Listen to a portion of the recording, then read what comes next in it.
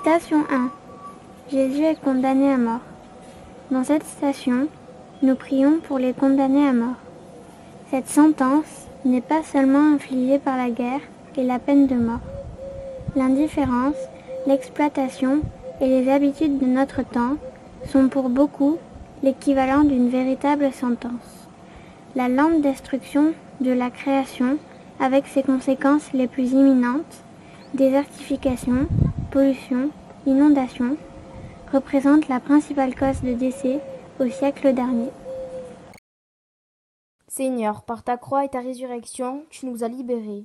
Tu es le sauveur du monde. C'est donc ainsi que tout commence. Condamné comme un criminel de droit commun, seraient-ce vraiment les mêmes personnes qui ont crié Hosanna et qui voulaient me faire roi il y a quelques jours seulement? Maintenant, ils crient pour que je sois crucifié. Même les mensonges qu'ils ont inventés à mon sujet ne méritent pas ce genre de punition. Combien de fois me suis-je rangé à la majorité au lieu de défendre ce en quoi je crois? Quand est-ce que je laisse les autres contrôler ma pensée, parce que je veux être leur ami? Aurais-je rejoint cette foule qui condamne Jésus? Seigneur, il y avait tant de gens prêts à croire les mensonges racontés à ton sujet et à les accepter. Donne-moi la force de me battre pour ce en quoi je crois. Pardonne-moi quand je ne fais pas ce que je sais être juste et que je me joins à la foule. Je suis désolée pour les fois où j'ai pu blesser d'autres personnes à cause de cela.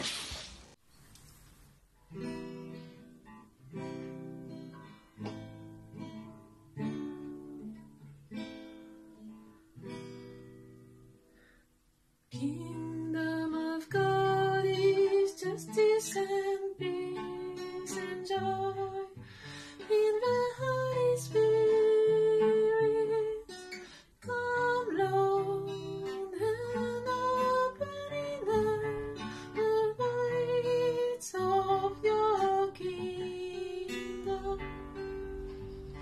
The kingdom of God is justice and peace and joy in the Holy Spirit.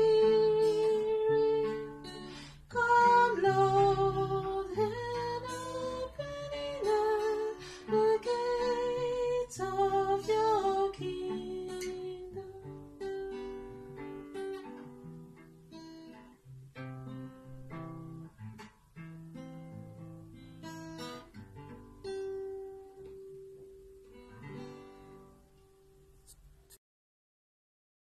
Du livre de la Genèse. L'Éternel Dieu planta un arbre en Éden, à l'Orient. Et il mit là l'homme qu'il avait formé.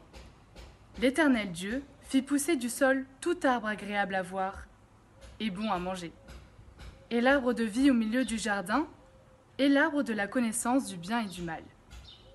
Un fleuve sortait d'Éden pour arroser le jardin. Et de là, il se partageait et devenait 4 fleuves. Le nom de l'un est Pishon.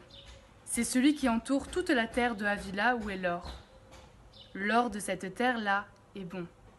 C'est là qu'est le bdellium et la pierre de Shoham. Le nom du second fleuve est Guillon. C'est celui qui entoure toute la terre de Cush. Le nom du troisième fleuve est Hiddekel, qui coule à l'orient d'Assur. Le 4e fleuve est l'Euphrate. L'Éternel Dieu prit l'homme et le plaça dans le jardin d'Éden pour le cultiver et pour le garder. Laudato si numéro 8. Que les hommes dégradent l'intégrité de la terre en provoquant le changement climatique, en dépouillant la terre de ses forêts naturelles ou en détruisant ses zones humides. Que les hommes portent préjudice à leurs semblables par des maladies en contaminant les eaux, le sol, l'air et l'environnement par des substances polluantes. Tout cela, ce sont des péchés. Car un crime contre la nature est un crime contre nous-mêmes et un péché contre Dieu.